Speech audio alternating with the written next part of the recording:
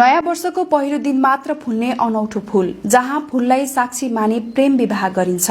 वर्षको एक दिन मात्र फुल्ने फूल सुन्दा अचम्म लाग्छ, तर यो सत्य हो। पूर्व पश्चिम राजमार्ग खण्ड अन्तर्गत सिराहाको पडारिया चोकदेखि दक्षिणमा रहेको ऐतिहासिक तथा प्राचीन राजा फूलबारीमा यस्तै फूल देख्न पाइन्छ। सलहेस फूलबारीको नामले प्रसिद्ध रहेको सो ऐतिहासिक फूलबारीमा प्रत्येक नयाँ वर्ष वैशाखको पहिलो दिन त्यहाँ रहेको आरमको रुखमा एका बिहानै सुना खरी आकारको फूल फुल्छ र साँझ पख मौलाएर जान्छ। सो रुख फूलबारीको मध्य भागमा रहेको राजा सहलेसको गहबर मन्दिर सँगै टाँसिएको सो रुखमा वर्षको एक दिन एका बिहानै फूल फुल्नु र साँझ पख मौलाएर जानु आजसम्म रहस्य बनेको छ। माला आकारको सेतो फूलको थुङ्गा जस्तो देखिन्छ र साँझ पख मौलाएर जानु खोजकर्ताको लागि अनौठो र रोचक विषय भएको छ। यी रुख केका हुन्, कसरी यतिका वर्षसम्म बाँचिरहेका छन् भन्ने खोजेको विषय हो। वनस्पतिविदहरूका अनुसार 6औं 7औं शताब्दीदेखि जस्ताको त्यस्तै रहेको यो रुख र अचम्मको फूलबारे कुनै ठोस जानकारी प्राप्त हुन सकेको छैन। यसबारे यस्तो छ रोचक किम्वदन्ती। राजा सहलेसको थिए कसरी एउटा दुसाध दलित जातिका व्यक्ति राजा भए र राजा सहलेसको जीवन गाथासँगै सहलेस फूलबारी र वर्षको एक पटक मात्र फुल्ने फूलको बारेमा पनि एउटा रोचक तथा सत्य घटना रहेको छ।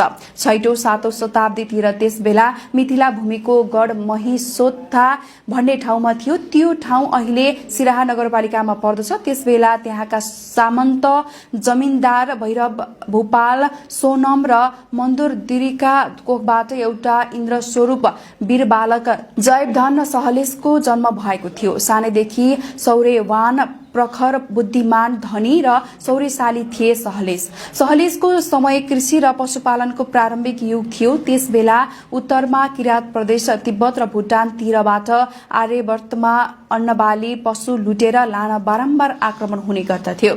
बारम्बार हुने भोट र किरातको आक्रमणलाई रोक्न सहलेसका बुबा भूपाल सोमदेव तरेगना गढ हालको लहान बजारभन्दा 4 किलोमिटर उत्तरतर्फका राजा हिन्दुपति शमशेर भण्डारीलाई सघाउन गए। भोट र किरातसँग भएको युद्धमा भूपाल सोमदेव शहादत प्राप्त गरेपछि जेठो छोराको हैसियतले सहलेस महिसोत्था गढको गढपति बने। सहलेस गढपति भएपछि कोशीदेखि पश्चिम गण्डकीसम्म, उत्तर हिमालयका पदम प्रदेश र दक्षिण गंगा सागरसम्म आफ्नो सैन्य संगठनलाई संगठित पारेका थिए।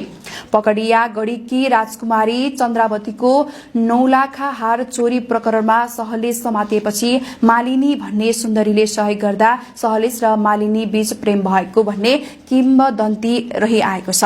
राजा सहलेस दलित मध्ये दुसाध जातिका भएकाले आज पनि जहाँ जहाँ दुसाध जातिका मानिस बस्छन् त्यहाँ सहलेसको गहबर बनाई देवताको रूपमा पूजा गर्ने परम्परा रहिआएको छ।